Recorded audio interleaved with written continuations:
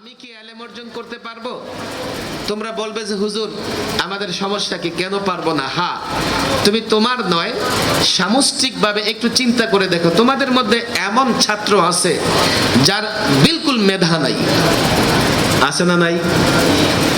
আবার তোমাদের মধ্যে এমন ছাত্র আছে গরিব অসহায়, লেখাপড়া চালাতে পারবে এই হিম্মত তার নাই। আবার তোমাদের মধ্যে এমন ছাত্র আছে বৎসরের 9 মাস অসুস্থ থাকে, আছে না নাই? আমার দ্বারা কি হুজুর ইলম অর্জন হবে? আমি এই প্রশ্নের উত্তর বিস্তারিত দিব না, তবে আমি তোমাদেরকে উত্তর খোঁজার জন্য একটা পথ বের করে দিতে চাই। সেটা কি জানো? আকাবের আসলাফদের জীবনী মোতালা করো, আকাবেরদের জীবনী পড়ো।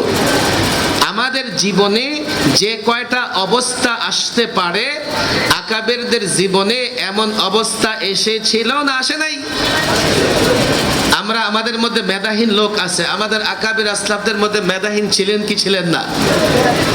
সাআদউদ্দিন তাফতাজানির ঘটনা আমরা পড়েছি, মুখতাসারুল মাআনির মুসান্নিফ সাআদউদ্দিন তাফতাজানি এতটা মেধাহীন ছিলেন, মেধাহীনের দিক থেকে জরবুল মিসাল উদাহরণ দেওয়া হতো। সবকে বসলে কিছু তো বুঝতোই না, সওয়াল করলে ছাত্ররা হাসাহাসি করত।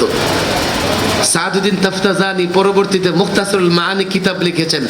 এই যুগের বড় বড় আলেমরা এই কিতাব পড়তে গিয়ে দাঁত ভেঙে যায়। আমি হাজারো এক্সাম্পল দিতে পারবো। এর মানে হচ্ছে তোমাদের মধ্যে কেউ যদি এমন থাকে তার মেধা নাই, তাকেও হতাশ হবার দরকার নাই। অতীতে আমাদের আকাবের, আমাদের আসলাফরা মেধাহীন ছিলেন, মেহনত করতে করতে পরবর্তীতে তারাও বড় আলেম হয়েছে। দুই, কেউ মনে করতে পারে যে হুজুর আমরা অনেক, আমি বছরে 6 মাস অসুস্থ থাকি, আমি কি ইলম অর্জন করতে পারবো? আমার হাতে এত সময় নাই যে সাহাবায়ে কেরাম থেকে শুরু করে আমি উদাহরণ টানবো। আমি এই যুগের একটা দাওয়াত ও তাবলীগের কাজে উদাহরণ দেই।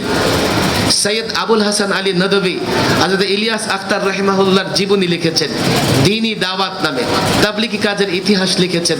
সেখানে তিনি লিখেছেন এই যে দাওয়াত ও তাবলীগের বর্তমান যে ধারা, এর যে বাণী হযরত ইলিয়াস রাহমাতুল্লাহ আলাইহি বৎসরের অধিকাংশ সময় অসুস্থ থাকতেন। একজন অসুস্থ ব্যক্তি দিয়ে আল্লাহ দ্বীনের কাজ এমন নিয়েছেন, আজকে ওই কাজের সঙ্গে হাজারো লাখো কোটি মানুষ জড়িত।